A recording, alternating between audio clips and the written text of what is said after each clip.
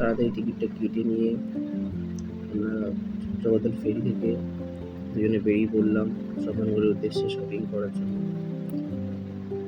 এর অনেকটা দেরি করে আসার পর লঞ্চটা ছাড়লো অবশেষে। সত্যি বিকেলটা অনেক সুন্দর লাগছিল। এই ভিড় ঠেলে আমরা সোজা চলে গেলাম চন্দননগর স্ট্যান্ডে।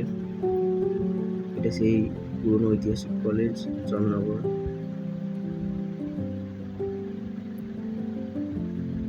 দুজনে আইসক্রিম খাওয়ার পর তারপর আমরা আমাদের বাইকটা খুঁজলাম, কোথায় রেখেছিলাম। বাইকটা স্টার্ট করি।